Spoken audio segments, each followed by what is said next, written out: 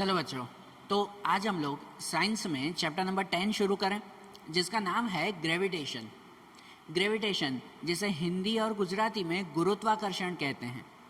आप लोगों ने शायद ये नाम सुना होगा। ग्रेविटेशन हमारे अर्थ का ऐसा एक स्पेशल फोर्स कि जिसकी वजह से हर एक चीज़ अर्थ की तरफ अट्रैक्टेड रहती है। उस फोर्स को ग्रेविटेशनल फोर्स कहते हैं। ठीक है ना। हमारे वर्ल्ड के सबसे बड़े साइंटिस्ट सर आइजैक न्यूटन, आप लोगों ने नाम सुना होगा ना, sir Isaac Newton. Sir Isaac Newton ने ये ग्रेविटेशन के बारे में हमें इन्फॉर्मेशन दी थी कि आज से सालों पहले सर आइजैक न्यूटन एक पेड़ के नीचे बैठे थे। तब सडनली एक एप्पल आकर उनके सिर पर गिरा। पेड़ से एक एप्पल आकर उनके सिर पर गिरा, और जैसे ही वो सेब उनके सिर पर गिरा ना, तो उनके माइंड में एक क्वेश्चन आया कि ये जो एप्पल है वो पेड़ से सीधा नीचे ही क्यों गिरा, ऊपर की तरफ क्यों नहीं गया, या तो फिर दूसरी साइड क्यों नहीं गया, ये सीधा नीचे ही क्यों गिरा। कोई भी चीज़, कोई भी ऑब्जेक्ट जब ऊपर से नीचे छोड़ दिया जाता है तो वो नीचे की तरफ ही जाता है, क्यों वो ऊपर की तरफ नहीं जाता, या यहाँ वहाँ क्यों नहीं जाता। तो इसके बारे में उन्होंने रिसर्च करना शुरू किया। सर आइजैक न्यूटन ने इसके बारे में रिसर्च करना शुरू किया, और उस पर से उन्होंने इन्फॉर्मेशन दी कि हमारे अर्थ के पास एक ऐसा एक स्पेशल नेचुरल पावर है। नेचुरल पावर, अर्थ में एक ऐसा स्पेशल पावर है, स्पेशल फोर्स है कि जो हर एक चीज़ को अपनी तरफ अट्रैक्ट करके रखता है। और उस फोर्स को हम लोग क्या नाम देते हैं? Gravitational force. वो फोर्स क्या कहलाता है? ग्रेविटेशनल फोर्स कहलाता है, बराबर ना। इस ग्रेविटेशनल फोर्स के बारे में आप लोगों ने आगे के स्टैंडर्ड्स में भी काफ़ी इन्फॉर्मेशन समझी होगी। ये पहली बार नहीं पढ़ रहे हैं, बहुत बार आ चुका है ना ग्रेविटेशनल फोर्स, हमारे अर्थ का ये स्पेशल पावर। ठीक है, कि इसकी वजह से ही हर एक चीज़ अर्थ पे टिकी रहती है। मैं जो यहाँ पे खड़ा हूँ तो अर्थ पे जो है वो जॉइंट हैं, हम लोग सीधे खड़े रह पाते हैं, तो वो भी किसकी वजह से? ग्रेविटेशनल फोर्स की वजह से। अगर ग्रेविटेशनल फोर्स न होता तो क्या होता? कोई भी चीज़ अर्थ से जैसे जॉइंट न रहती, हवा में उड़ती रहती, जैसे कि स्पेस में कंडीशन होती है। सही बात है ना। ये ग्रेविटेशनल फोर्स की वजह से ही तो हर चीज़ अर्थ की तरफ अट्रैक्टेड रहती है ना। ठीक है ना। ये ग्रेविटेशनल फोर्स वो हमारे अर्थ का एक नेचुरल फोर्स है। ये कोई मेन मेड या आर्टिफिशियल नहीं है, ये किसी ने बनाया नहीं है। अर्थ के पास स्पेशल नेचुरल ये फोर्स आया हुआ है। और आप क्या कहते हो कि ये ग्रेविटेशनल फोर्स सिर्फ अर्थ के पास है और किसी के पास नहीं है? सिर्फ अर्थ के पास है कि और किसी के पास भी है? तो इसके ऊपर जब सबसे पहले, अब ध्यान से सुनना, जब सबसे पहले आज से सालों पहले सर आइजैक न्यूटन ने ये ग्रेविटेशनल फोर्स के बारे में हमें इन्फॉर्मेशन दी थी ना, तब उसके बाद इसमें बहुत सारी रिसर्च होने लगी। क्या होने लगी? बहुत सारी इस पर रिसर्च होने लगी। और उस रिसर्च पर से ये एक इन्फॉर्मेशन मिली कि जो ग्रेविटेशनल फोर्स है ना, वो यूनिवर्सल है। ग्रेविटेशनल फोर्स क्या है? यूनिवर्सल। अब यूनिवर्सल का मतलब क्या? यूनिवर्सल का मतलब जो हर जगह पे आया हुआ है, हर ऑब्जेक्ट में आया हुआ है, हर प्लेस पर आया हुआ है। ठीक है, तो उसे यूनिवर्सल कहते हैं। तो मतलब जो ग्रेविटेशन का लॉ है ना, वो यूनिवर्सल लॉ है, यूनिवर्सल लॉ ऑफ ग्रेविटेशन। तो इसका मतलब जो हमारा अर्थ है ना, उस अर्थ के पास स्पेशल पावर है।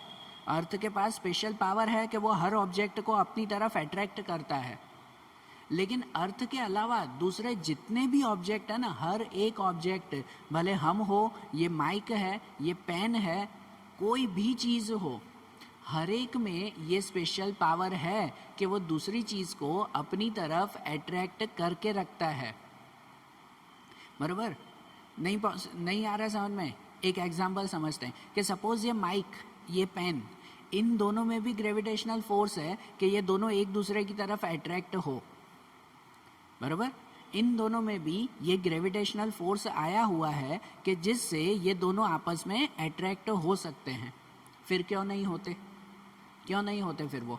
कि देखो, पहले तो ये समझे कि यूनिवर्सल लॉ ऑफ ग्रेविटेशन, कि ग्रेविटेशन मतलब कि एक ऑब्जेक्ट दूसरे ऑब्जेक्ट को अपनी तरफ अट्रैक्ट करता है, उसे प्रॉपरली ग्रेविटेशन कहते हैं, या उस फोर्स को ग्रेविटेशनल फोर्स कहते हैं। और फिर से बोल रहा हूँ कि ये फोर्स सिर्फ और सिर्फ अर्थ के पास नहीं, हर एक ऑब्जेक्ट में आया हुआ है। इस बोर्ड में और मुझ में वो भी ग्रेविटेशनल फोर्स है कि ये बोर्ड मुझे अपनी तरफ अट्रैक्ट कर रहा है और मैं बोर्ड को अपनी तरफ अट्रैक्ट कर रहा हूँ। अजीब नहीं लग रहा है सुनने में, पर ये हकीकत है, ये रियलिटी है। ये माइक में और ये बोर्ड में भी ग्रेविटेशनल फोर्स है, हर ऑब्जेक्ट में ये फोर्स है कि ये बोर्ड जैसे माइक को अपनी तरफ अट्रैक्ट करता है और ये माइक इस बोर्ड को अपनी तरफ अट्रैक्ट करता है। ये क्वेश्चन भी वहीं से ही शुरू हुआ था कि सर आइजैक न्यूटन के जो एक्सपेरिमेंट था, जो उनके रिसर्च थे, उन पर से ही कि सर आइजैक न्यूटन ने, उन्होंने तो सिर्फ ग्रेविटेशनल फोर्स के बारे में इंफॉर्मेशन दी, लेकिन हमें पता है कि ये साइंस ऐसा सब्जेक्ट है कि जिसके बारे में कोई एक अगर नई चीज़ फाइंड होती है ना, तो उसके ऊपर फिर हज़ारों रिसर्च होने लगते हैं। ठीक है, वर्ल्ड में कितने सारे साइंटिस्ट हैं और हर एक साइंटिस्ट इन पर से नए नए क्वेश्चन क्रिएट करते हैं और उन्हीं क्वेश्चन पर से फिर नए नए रिजल्ट, नई नई इन्फॉर्मेशन भी हमें मिलती है, जो इन्फॉर्मेशन हमारे मानने में भी ना आए कि नहीं यार ऐसा भी हो सकता है, वो चीज़ें जैसे ये साइंटिस्ट फाइंड करते हैं। अब जैसे सर आइजैक न्यूटन के माइंड में ये क्वेश्चन आया कि यार ये एप्पल जो है वो ऊपर से नीचे ही क्यों गिरता है, ऊपर क्यों नहीं जाता। तो उस पर से सर आइजैक न्यूटन ने रिसर्च करना शुरू किया और रिसर्च पर से उन्होंने ग्रेविटेशनल फोर्स के बारे में ढूंढा। ये ठीक है ना। उसके सालों बाद फिर इनके ऊपर जब क्वेश्चन क्रिएट हुए ना, मतलब इसके ऊपर और भी जब क्वेश्चंस बनते रहे, तब उनके बाद ऐसा भी एक क्वेश्चन आया कि देखो अर्थ के पास स्पेशल पावर है जो एप्पल को अपनी तरफ अट्रैक्ट करता है, तो ये एप्पल अर्थ को अपनी तरफ अट्रैक्ट नहीं करता, क्या एप्पल में ऐसा पावर नहीं है। ये भी तो क्वेश्चन आ सकता है ना कि यार अर्थ एप्पल को अट्रैक्ट कर रहा है तो क्या एप्पल अर्थ को अट्रैक्ट नहीं करेगा। एप्पल के पास पावर नहीं है, और अगर नहीं है तो क्यों नहीं है। हर एक का रीज़न तो होना चाहिए ना। साइंस कभी भी दुक्कों पे नहीं चलता कि यार दुक्का मार दिया, हाँ होगा, छोड़ो ना, जो होगा सो देखा जाएगा। नहीं, साइंस रीज़न पे चलता है। अगर ये है तो क्यों है, और ये नहीं है तो भी क्यों नहीं है। हर एक का रीज़न तो होना चाहिए ना। और जब तक रीज़न ना मिले ना प्रॉपरली, तो तब तक उसके ऊपर रिसर्च होती रहती है। और सालों तक इस टॉपिक के ऊपर रिसर्च होती रही, और उसके बाद रिज़ल्ट आया, सच में रिज़ल्ट आया और रीज़न भी आया कि हाँ, हर एक ऑब्जेक्ट में ग्रेविटेशनल फोर्स है।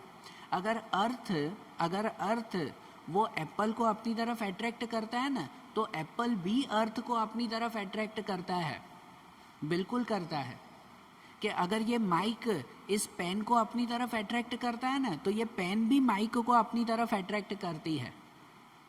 हर एक ऑब्जेक्ट में, भले आपके आसपास जो भी चीज़ें हों, आपका पेन, पेंसिल, आपका जो है वो ये टेबल, चेयर, आपकी टीवी, आपका मोबाइल, ठीक है, आप खुद, हर एक चीज़ में ग्रेविटेशनल फोर्स है जो दूसरे को अपनी तरफ अट्रैक्ट करता है। तो पहले तो उस एप्पल का ही एग्जाम्पल से समझें कि अगर अर्थ एप्पल को अट्रैक्ट करता है तो एप्पल भी अर्थ को अट्रैक्ट करता है, तो अर्थ क्यों नहीं ऊपर आ जाता है एप्पल की तरफ, एप्पल क्यों नीचे आता है। तो अब इस पे डिपेंड होता है मास। क्या डिपेंड होता है? मास डिपेंड होता है। मास मतलब कि भाई उसकी क्वांटिटी, हम लोग सिंपल भाषा में उसे कहते हैं वजन, ठीक है ना, उसका वजन या वेट कहते हैं। पर मास और वेट में एक्चुअली बहुत बड़ा डिफरेंस है, वो डिफरेंस भी इसी चैप्टर में समझेंगे हम लोग। मास और वेट, उसमें बहुत बड़ा डिफरेंस है। हम लोग जनरली दोनों को वजन ही मानते हैं कि मास मतलब भी वजन और वेट मतलब भी वजन, लेकिन डिफरेंस है। तो फिलहाल तो चलो वजन ही कहते हैं हम लोग उसे। तो अर्थ और एप्पल ये दोनों डिपेंड होते हैं उसके मास पर। जिसका मास ज़्यादा होगा, मतलब समझो जिसका वजन ज़्यादा होगा ना, उसमें अट्रैक्शन फोर्स ज़्यादा होगा, और वो हमेशा कम वजन वाले को दूसरे से अट्रैक्ट करेगा। बराबर, मतलब अगर अर्थ और एप्पल की बात करो तो अर्थ और एप्पल में किसका मास ज़्यादा है, खुद ही डिसाइड करो किसका मास ज़्यादा है, किसका वजन ज़्यादा है, अर्थ का क्या एप्पल का। ऑफ कोर्स अर्थ का ही ना। तो इसी वजह से अर्थ वो एप्पल को अट्रैक्ट करता है, एप्पल वो अर्थ को अट्रैक्ट कर पाता नहीं है। बराबर। तो जो ग्रेविटेशनल फोर्स है ना, हर एक ऑब्जेक्ट के ऊपर जो ग्रेविटेशनल फोर्स लगता है वो किस पे लगता है पता है? किसकी वजह से लगता है? उसके मास की वजह से। जिसका ज़्यादा मास होगा ना, वो कम मास वाले को, मतलब शॉर्ट में समझो कि जिसका ज़्यादा वजन होगा वो कम वजन वाले को अपनी तरफ अट्रैक्ट करेगा। तो अर्थ का वजन ज़्यादा है, इसी वजह से वो कम वजन वाले एप्पल को अपनी तरफ अट्रैक्ट करता है। अगर बाय चांस ऐसा होता कि एप्पल का वजन ज़्यादा होता, पॉसिबल तो नहीं है, लेकिन जस्ट इमेजिन करो कि अगर एप्पल का वजन ज़्यादा होता ना, तो वो अर्थ को अपनी तरफ अट्रैक्ट कर लेता। ये पॉसिबल नहीं है, लेकिन जस्ट इमेजिन करके देखो। समझ रहे हो बात को? तो इसी वजह से हर एक ऑब्जेक्ट में ये फोर्स है। तो वो आप कहो कि ये माइक में भी और ये पेन में भी ग्रेविटेशनल फोर्स है। अब इन दोनों में किसका वजन ज़्यादा होगा? आप इमेजिन करो कि ये माइक में या पेन में किसका वजन ज़्यादा होगा? माइक का। तो ये माइक पेन को अपनी तरफ अट्रैक्ट कर सकता है, तो क्यों नहीं कर रहा? मैं इसको यहाँ पे रखूँ तो ये अट्रैक्ट क्यों नहीं होता है यहाँ पर? क्योंकि इन दोनों के कंपैरिजन में जो हमारा अर्थ है ना, वो अर्थ का ग्रेविटेशनल फोर्स बाकी सबसे ज़्यादा है। पूरे अर्थ में कोई भी ऐसा ऑब्जेक्ट नहीं है कि जिसका मास अर्थ से ज़्यादा हो। है कोई ऑब्जेक्ट? पूरे अर्थ पे, पूरी दुनिया में, ये जो हमारा अर्थ बराबर पूरी दुनिया, उसमें कोई ऐसा ऑब्जेक्ट बताओ कि जिसका वजन पूरे अर्थ से ज़्यादा हो। है कोई ऐसा वजन? कोई भी नहीं है ना ऐसा ऑब्जेक्ट। इसी वजह से अर्थ वो हर एक ऑब्जेक्ट को अपनी तरफ खींच के रखता है। क्योंकि कोई भी ऑब्जेक्ट क्यों ना हो, भले आपके घर पे कोई बड़ी सी टेबल हो ना, भले 100 किलो की भी टेबल हो, लेकिन वो भी अर्थ के कंपैरिजन में तो उसका वजन थोड़ा सा ही कहलाया ना। अर्थ का वजन कितना ज़्यादा है, ठीक है? और उसके कंपैरिजन में कोई भी चीज़ क्यों ना हो, भले 1000 किलो की चीज़ हो या फिर 10,000 किलो की चीज़ हो, उसके कंपैरिजन में अर्थ का वजन तो बहुत ज़्यादा है। और इसी वजह से अर्थ ही हर एक चीज़ को अपनी तरफ अट्रैक्ट करके रखता है। अगर अर्थ का वजन ज़्यादा न होता, ठीक है, जस्ट ये भी इमेजिनेशन कि अगर अर्थ का वजन ज़्यादा न होता ना, तो फिर हर ऑब्जेक्ट दूसरे ऑब्जेक्ट को अपनी तरफ अट्रैक्ट कर देता। बराबर ना? क्या करता कि दूसरी तरफ अट्रैक्ट करता वो। तो फिर ये माइक वो ये पेन को अपनी तरफ अट्रैक्ट करता, तो फिर ये बोर्ड इस माइक को अपनी तरफ अट्रैक्ट कर लेता, क्योंकि बोर्ड का वज़न ज़्यादा, माइक का वज़न कम है। हम में भी ग्रेविटेशनल फोर्स है, तो हमसे कम जिसका वज़न होता ना, जैसे ये माइक का वज़न हमसे कम है, तो ये माइक मेरी तरफ अट्रैक्ट होता। ठीक है? तो हर ऑब्जेक्ट दूसरी ऑब्जेक्ट को अपनी तरफ अट्रैक्ट करता अगर अर्थ में ग्रेविटेशनल फोर्स न होता तो। लेकिन यहाँ पर सबसे बड़ा पॉइंट यही है कि अर्थ में ग्रेविटेशनल फोर्स है, और वो ग्रेविटेशनल फोर्स दुनिया में आए हुए हर एक ऑब्जेक्ट से ज़्यादा है। ठीक है ना? दुनिया में आए हुए हर एक ऑब्जेक्ट से ज़्यादा ये ग्रेविटेशनल फोर्स अर्थ का है। इसी वजह से अर्थ का ग्रेविटेशनल फोर्स इतना ज़्यादा है कि हमें दूसरे ऑब्जेक्ट का ग्रेविटेशनल फोर्स पता ही नहीं चलता, फील ही नहीं होता, कि दिखाई ही नहीं देता। सही बात है ना? ये माइक को अगर मैं छोड़ूं ना, तो जो सबसे भारी चीज़ होगी उसकी तरफ ये माइक अट्रैक्ट होगा। ग्रेविटेशनल फोर्स ये कहता है कि अगर मैं ये माइक को यहाँ से छोड़ दूँ, कि ऐसे ही अगर मैं छोड़ दूँ इसको, तो फिर ये माइक जो सबसे भारी चीज़ होगी ना उसकी तरफ अट्रैक्ट होगा। अब माइक से भारी बहुत सारी चीज़ें हैं, मैं भी माइक से भारी हूँ, ये बोर्ड भी माइक से भारी है, यहाँ पे जो टेबल पड़ी हुई है वो भी माइक से भारी है। तो हर एक चीज़ ये माइक उसकी तरफ अट्रैक्ट होगा। भाई ये बोर्ड भी माइक से भारी है, तो अगर मैं इसे छोड़ दूँ ना, तो ये माइक किसकी तरफ अट्रैक्ट होगा? बोर्ड की तरफ। लेकिन इन सभी चीज़ों से भारी वो हमारा अर्थ है कि नहीं? हमारा अर्थ, पूरा अर्थ जिसके ऊपर हम खड़े हैं, वो इन सभी चीज़ों से भारी है। इसी वजह से तो अगर मैं माइक को छोड़ दूं यहाँ से, तो कहाँ पे अट्रैक्ट होगा वो? अर्थ की तरफ। अर्थ की तरफ ना, कि बोर्ड की तरफ, कि मेरी तरफ, कि टेबल की तरफ? कहीं नहीं, अर्थ की तरफ अट्रैक्ट होगा। ठीक है? तो इसी वजह से हमें सिर्फ और सिर्फ अर्थ का ग्रेविटेशन फोर्स फील होता है, दूसरे कोई ऑब्जेक्ट का ग्रेविटेशन फोर्स फील नहीं होता। वही इमेजिनेशन करो जो मैंने आपको अभी बताई, कि अगर बाय चांस अर्थ का ग्रेविटेशनल फोर्स न होता ना, तो फिर ऐसा होता कि तो फिर अगर मैं ये माइक यहाँ से छोड़ देता, तो ये मेरी तरफ अट्रैक्ट हो जाता, क्योंकि यहाँ पे सबसे भारी मैं हूँ। बराबर ना? कि जो सबसे भारी चीज़ होगी उसकी तरफ ये अट्रैक्ट होगा। समझ आ रहा है? और दूसरी चीज़, एक तो ये डिपेंड हुआ ना कि जो ग्रेविटेशनल फोर्स है वो डिपेंड होता है मास के ऊपर। किस पे डिपेंड होता है? मास के ऊपर। जिसका मास ज़्यादा, जिसका वजन ज़्यादा, वहाँ पे ये ग्रेविटेशनल फोर्स ज़्यादा होगा।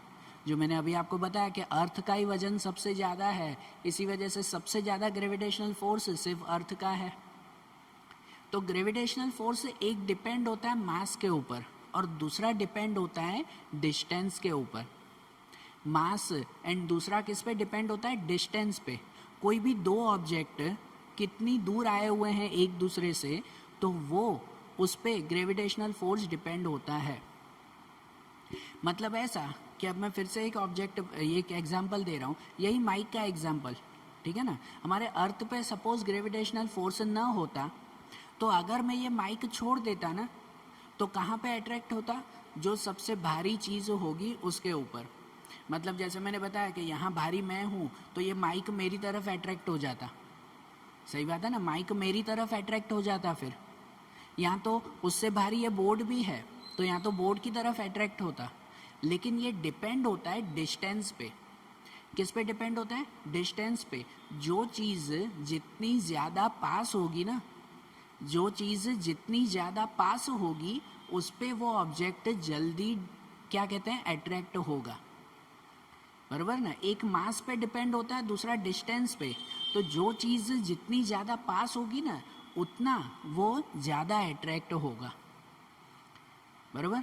कि अगर अभी तो देखो अर्थ का ही ग्रेविटेशनल फोर्स इतना है कि कोई भी चीज़ छोड़ो तो वो अर्थ पे ही अट्रैक्ट होगी और किसी पे भी नहीं, क्योंकि सबसे भारी तो वही है। लेकिन अगर बाय चांस ऐसा होता ना, जो मैं आपको इमेजिनेशन दे रहा था, कि अगर अर्थ का ग्रेविटेशनल फोर्स नहीं होता, सुनना ध्यान से, कि अगर अर्थ का ग्रेविटेशनल फोर्स नहीं होता तो क्या होता पता है? कि अगर मैं ये माइक छोड़ता ना, तो उसमें माइक से भारी सपोज मैं भी हूँ, सपोज ये बोर्ड भी है, ये तो पेन, वो तो माइक से हल्की है। कि सपोज माइक से भारी मैं भी हूँ, माइक से भारी बोर्ड भी है, तो जो चीज़ माइक से ज़्यादा डिस्टेंस पे होगी ना, उस पे नहीं, लेकिन जो चीज़ माइक से कम डिस्टेंस पे होगी, जो चीज़ माइक के ज़्यादा पास में होगी ना, माइक उस पे जल्दी अट्रैक्ट होगा।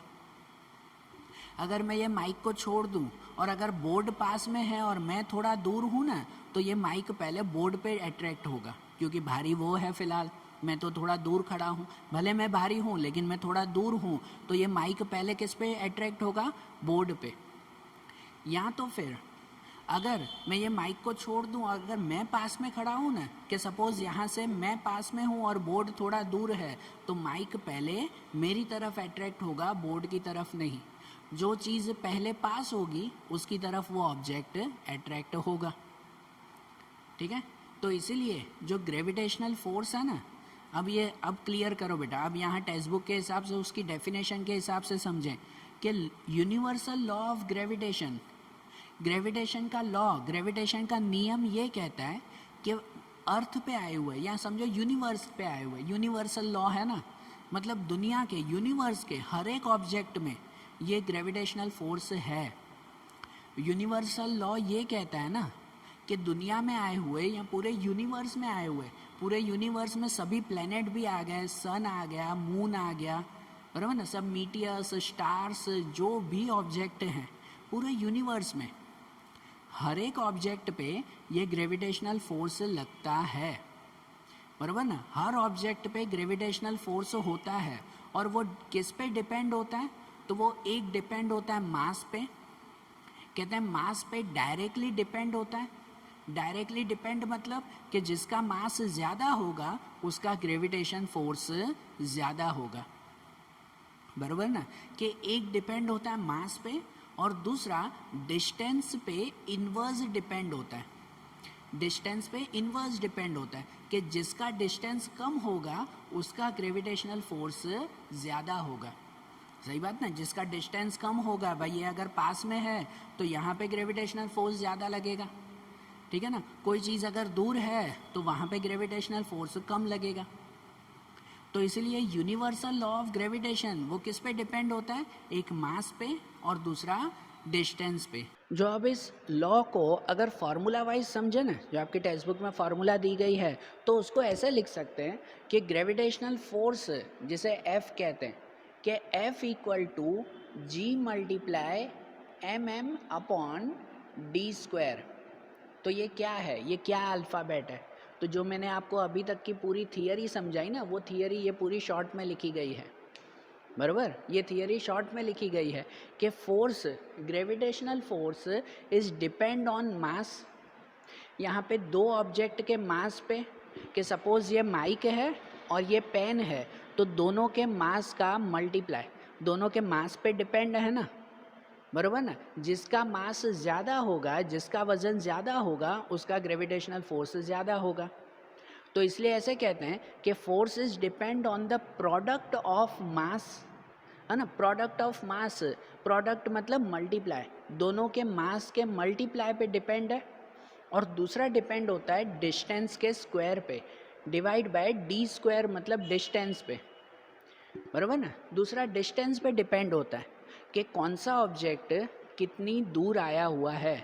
जो पास में होगा तो ग्रेविटेशनल फोर्स ज़्यादा, जो दूर होगा तो ग्रेविटेशनल फोर्स कम। ठीक है, तो ये समझे ना। और ये जी क्या, ये जी क्या, तो ये भी ग्रेविटेशनल फोर्स ही कहते हैं, इसे ग्रेविटेशन कहते हैं। अब इस जी के बारे में अगर एक बात समझे ना, तो नेक्स्ट टॉपिक पे आते हैं अब हम लोग। ये समझ में आया ना, यूनिवर्सल लॉ ऑफ ग्रेविटेशन। फिर से शॉर्ट में कि अर्थ पे आए हुए हर एक ऑब्जेक्ट में ये ग्रेविटेशनल फोर्स है, जो डिपेंड होता है उसके मास पे और उसके डिस्टेंस पर। ओके, ये बात समझ में आई। अब दूसरे एक पॉइंट पर समझते हैं जिसे कहते हैं फ्री फॉल। तो फ्री फॉल मतलब क्या? फ्री फॉल उसे कहते हैं कि कोई भी ऑब्जेक्ट ऊपर से अगर नीचे छोड़ दिया जाए ना, फ्री फॉल मतलब बिना धक्का दिए। इसको मैं नीचे, इस पेन को मैं छोड़ रहा हूँ तो धक्का नहीं दे रहा हूँ, लेकिन ऐसे ही अगर मैं छोड़ दूँ इसको, अगर मैं ऐसे ही छोड़ दूँ तो क्या होगा, वो ऑब्जेक्ट नीचे की तरफ ही जाएगा।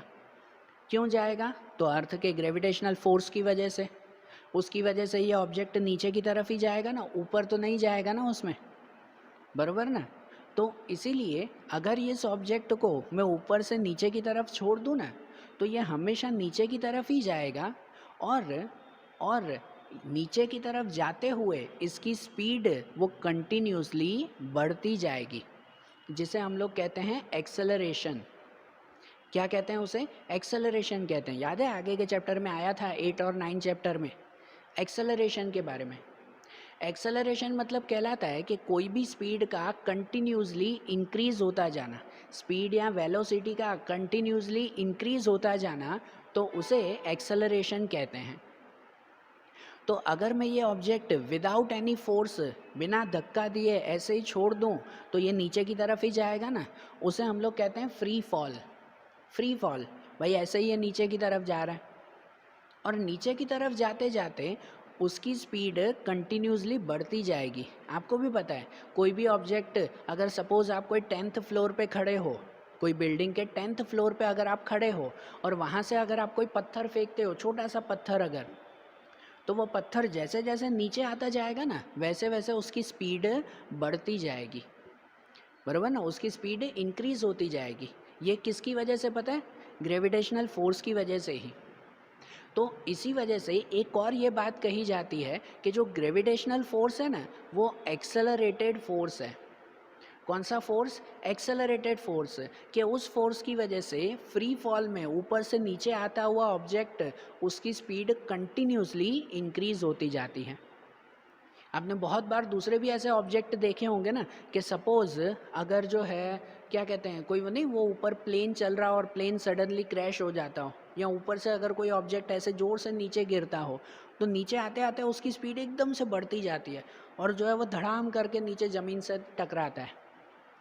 होता है ना, बरोबर के नहीं? आपने वो देखा होगा, मीटियर्स देखे होंगे, जैसे आप लोग टूटता हुआ तारा कहते हो, लेकिन एक्चुअली वो टूटता हुआ तारा नहीं होता, वो मीटियर्स होते हैं। अब आगे पढ़ोगे इसके बारे में।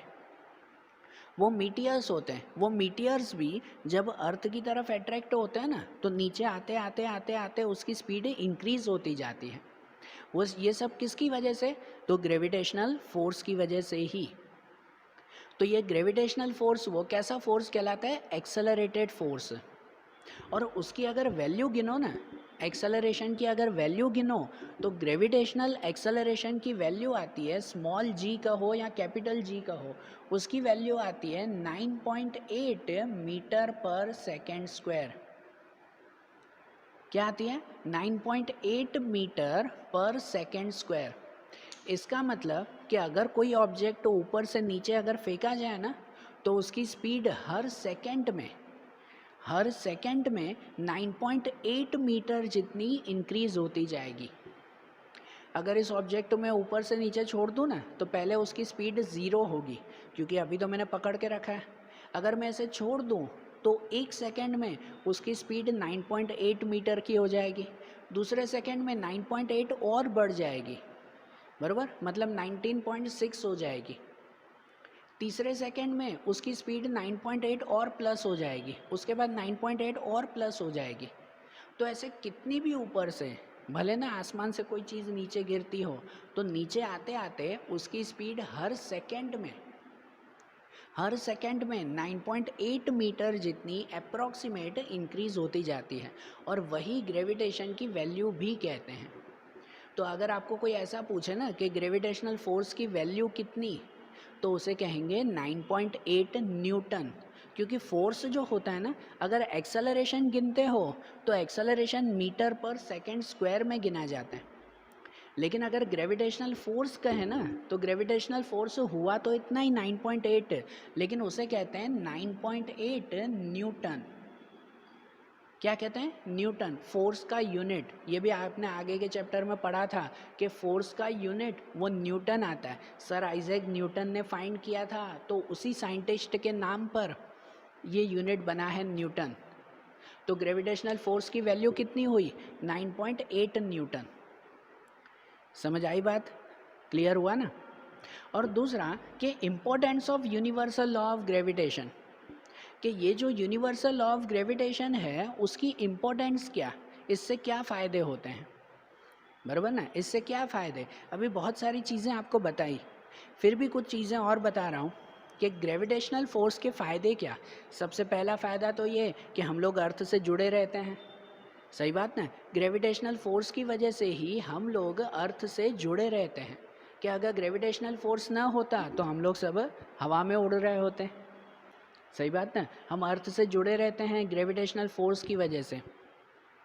दूसरी चीज़ कि ग्रेविटेशनल फोर्स की वजह से ही हमारा अर्थ वो सन के आसपास, क्या कहते हैं, रिवॉल्व करता रहता है, सन के आसपास घूमता रहता है। किसकी वजह से? ग्रेविटेशनल फोर्स की वजह से ही। मैंने आपको पहले ही बोला कि जो ग्रेविटेशनल फोर्स है वो यूनिवर्सल है। यूनिवर्सल मतलब यूनिवर्स की हर एक चीज़ में आया हुआ है। सन में भी ग्रेविटेशनल फोर्स है और दूसरे में भी।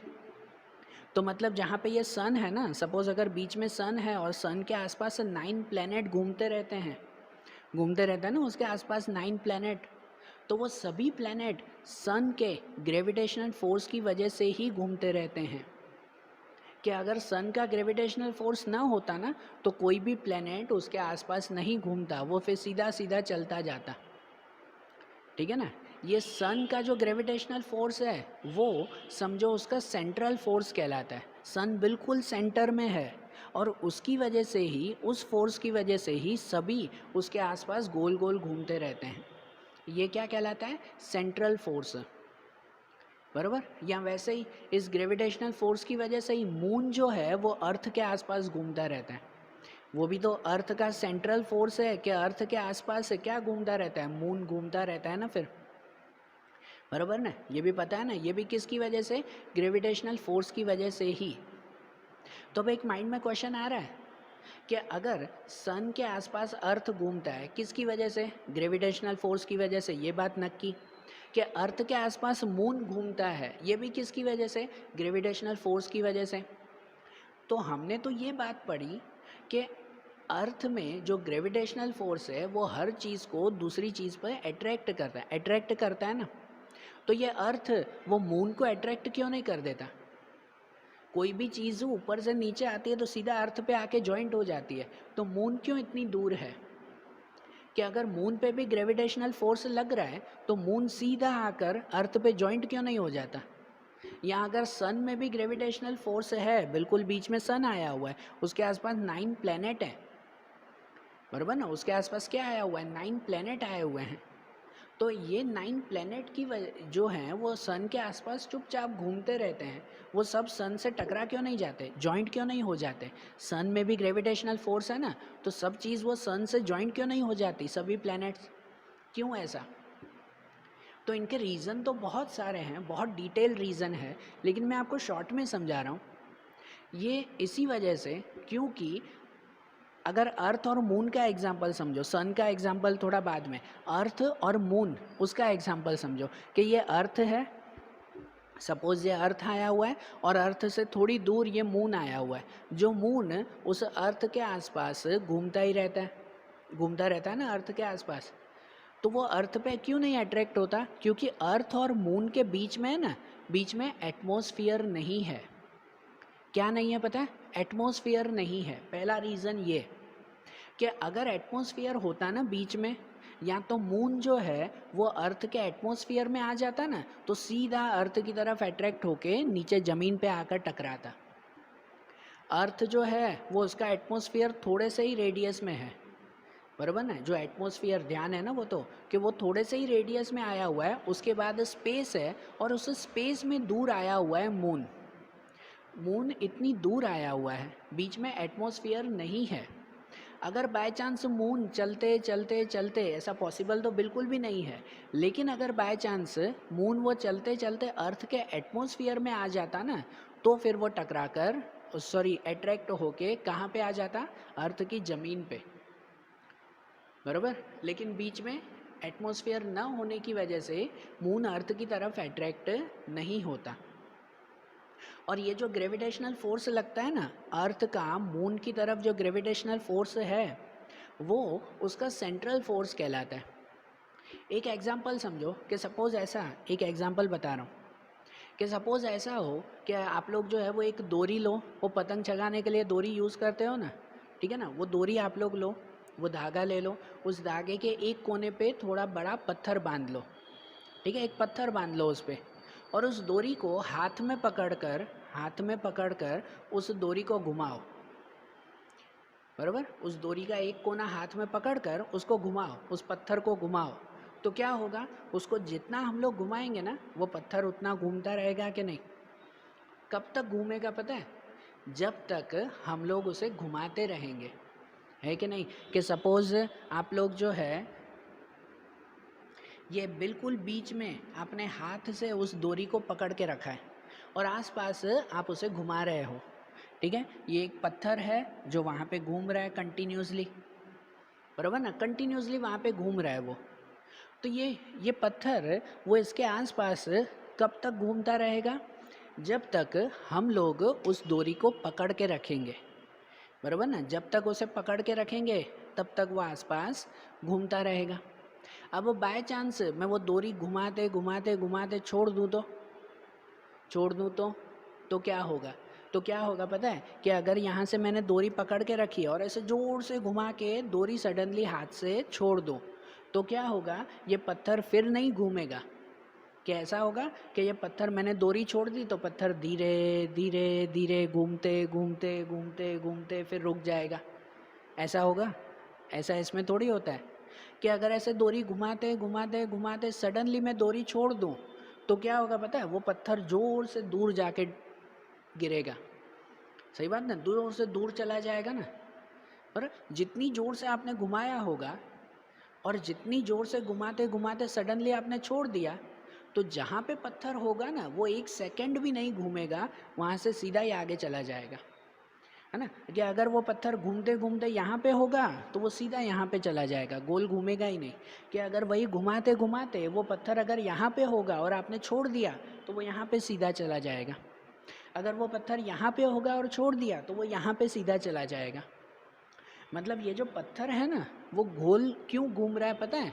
वो इस सेंट्रल फोर्स की वजह से, हमारे हाथ के वजह से, हमारा हाथ उसे घुमा रहा है इसी वजह से। बाकी पत्थर में गोल घूमने की ताकत नहीं है, वो हमारे हाथ उसे घुमा रहा है ना, इसी वजह से। पत्थर तो सीधा सीधा ही जाता है, हमारा हाथ उसे कंटिन्यूसली मूव करता रह रहा है, ठीक है, कंटिन्यूसली उसे चेंज करता रह रहा है।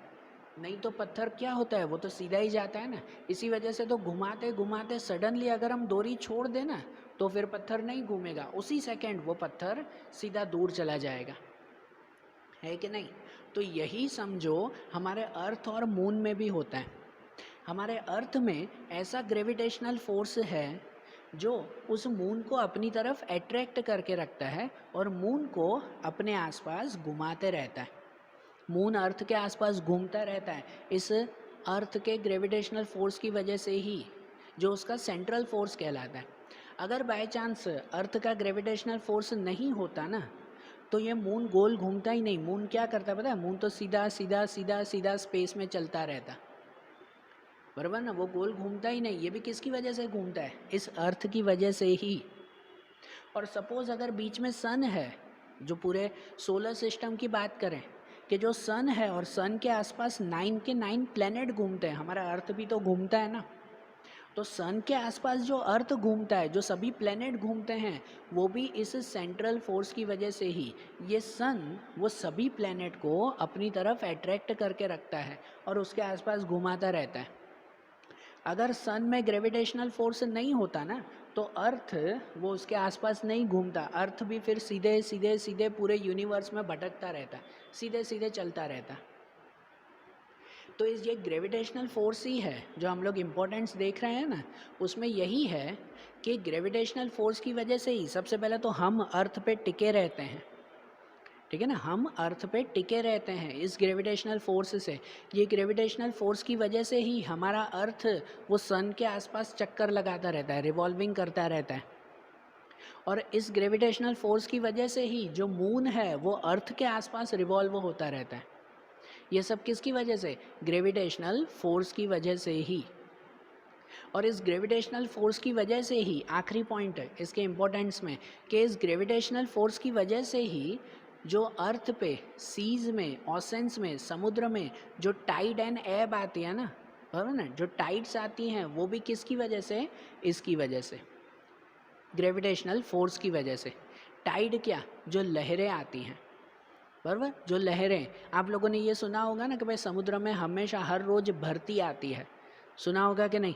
तो भरती और उसका अपोजिट ओट, भरती और ओट ये कहते हैं, जैसे इंग्लिश में टाइड एंड एब कहते हैं, टाइड एंड एब। तो ये टाइड्स क्या, कि जो लहरें आती है ना, समुद्र की लहरें कभी बंद होती है, नहीं बंद होती। क्यों नहीं बंद होती पता है, वो भी इस ग्रेविटेशनल फोर्स की वजह से ही। अर्थ के और मून के ग्रेविटेशनल फोर्स की वजह से हमारे अर्थ में कंटिन्यूसली मूवमेंट होती रहती है। अर्थ और मून के ग्रेविटेशनल फोर्स हमने पहले ही चैप्टर के स्टार्टिंग में ही बताया, हर ऑब्जेक्ट दूसरे ऑब्जेक्ट को अपनी तरफ अट्रैक्ट करता है कि नहीं। दोनों में ग्रेविटेशनल फोर्स है ना, तो हमारे अर्थ में भी ग्रेविटेशनल फोर्स है। और जो मून आसपास घूम रहा है, जो मून आसपास घूमता है, उसमें भी ग्रेविटेशनल फोर्स है। मून में ग्रेविटेशनल फोर्स कम है, अर्थ में ज़्यादा है। इसकी वजह से मून अर्थ के आसपास घूमता है, अर्थ मून के आसपास नहीं घूमता, क्योंकि अर्थ में ग्रेविटेशनल फोर्स ज़्यादा है। लेकिन फिर भी इन दोनों के ग्रेविटेशनल फोर्स का हमारे अर्थ पे ऐसा इफ़ेक्ट होता है कि अर्थ में, हमारे अर्थ के अंदर कंटिन्यूसली मूवमेंट होती रहती है। वो मूवमेंट ज़मीन पे पता नहीं चलती, ज़मीन पे फील ही नहीं होती कि ज़मीन के अंदर कंटिन्यूसली मूवमेंट चल रही है। वो ज़मीन पे फील नहीं होती, हम तो सीधे खड़े हैं, लेकिन वो मूवमेंट समुद्र में फील होती है, समुद्र पे फील होती है। और उसी मूवमेंट की वजह से समुद्र पे कंटिन्यूसली लहरें चलती रहती हैं। आप समुद्र किनारे गए होगे ना, बराबर ना, तो समुद्र किनारे सी बीच पे आप लोग जाते हो या गए हो, तो उसमें आपने देखा होगा कि सी बीच पे कंटिन्यूसली लहरें आती रहती है कि नहीं, लहरें कभी रुकती है, हाँ, कि समुद्र को कभी शांत देखा है कि यार समुद्र किनारे खड़े हैं एक भी लहर आई नहीं, ऐसा देखा है कोई समुद्र, कोई भी नहीं है। कंटिन्यूसली वो लहरें आती ही रहती हैं, लहरें आती हैं फिर जाती है, फिर आती है फिर जाती है। ये सब किसकी वजह से पता है, इस ग्रेविटेशनल फोर्स की वजह से होता रहता है। अर्थ और मून का स्पेशल ग्रेविटेशनल फोर्स है कि जिसमें अर्थ पे अर्थ पे ये मूवमेंट होती रहती है। ये पानी में ये मूवमेंट दिखाई देती है कि हाँ उसकी लहरें हैं। अर्थ पे, ज़मीन पे ये मूवमेंट नहीं दिखाई देती कि ज़मीन ऐसे लहरों की तरह ऊपर नीचे पूरा दिन होती रहे तो कैसा लगे। ज़मीन हार्ड है, सॉलिड है, इसकी वजह से वो मूवमेंट यहाँ पे फील नहीं होती, लिक्विड में फील होती है, समुद्र पे ये फील होती है। और हर दिन जब मून राइज और मून सेट होता है, मून की बात कर रहे हैं, सनराइज नहीं, मून राइज और मून सेट, शाम के समय मून राइज होता है ना, और सुबह के समय मून सेट होता है, तो उस वक्त सबसे बड़ी वो लहरें आती हैं जिसे हम लोग भरती कहते हैं। आप लोगों ने शायद सुना हो, नहीं सुना हो तो ध्यान रखना, समुद्र में हर दिन दिन में 2 बार भरती आती है, बहुत बड़ी भरती, बहुत बड़ी टाइड आती है कि वो टाइड ऐसी कि पूरा का पूरा समुद्र किनारा वो पानी से भर जाता है। बराबर, कभी नहीं फील किया हो ना तो चेक करना, कोई भी समुद्र किनारे या तो अर्ली मॉर्निंग जाओ, सुबह 6 से 7 के बीच में, टाइमिंग फिक्स नहीं होता, कोई भी टाइमिंग हो सकता है, सुबह 6-7 के बीच में, या तो शाम के समय 3, 4 या 5 बजे, बोल रहा हूँ ना टाइमिंग फिक्स नहीं होता, उस वक्त आप कभी समुद्र किनारे जाओ ना तो पानी बहुत ज़्यादा हो जाता है, बहुत ज़्यादा। हम लोग सूरत में रहते हैं, सूरत में जो यहाँ पर डुमस बीच है, वहाँ पे कभी दिन के समय 3-4 बजे के आसपास वहाँ पे पहुँचो तो देखना पानी बहुत ज़्यादा भरा हुआ होगा। थोड़ी देर बाद, आधे घंटे बाद वो पानी वापस जो है वो नॉर्मल पोजीशन पे आ जाता है, वापस पीछे आ जाता है। समुद्र का पानी सडनली बहुत आगे आ जाता है, फिर थोड़ी देर बाद वापस पीछे हो जाता है। इसे कहते हैं भरती आना, पानी एकदम से आगे आ जाना, और थोड़ी देर बाद फिर ओट आना, मतलब वापस पीछे चले जाना। इसे कहते हैं टाइड आना एंड एब होना। टाइड एंड एब ये दिन में 2 बार होता है, अर्ली मॉर्निंग में और दूसरा इवनिंग टाइमिंग पे। और ये भी किसकी वजह से होता है पता है? इस ग्रेविटेशनल फोर्स की वजह से ही। तो ये ग्रेविटेशनल फोर्स से इतने सारे इंपॉर्टेंट्स है ना, या इतने सारे इफेक्ट होते हैं ना, ये बराबर समझ आया ना, थोड़ा कॉन्सेप्ट क्लियर हुआ ना। तो आज जैसे हमने ग्रेविटेशन के बारे में ये सब बातें समझी ना, अब ऐसे ही इनकी दूसरी बातें, दूसरे टॉपिक्स, दूसरे इंटरेस्टिंग पॉइंट्स, वो अब हम लोग अगले वीडियोज़ में देखेंगे। Okay, thank you.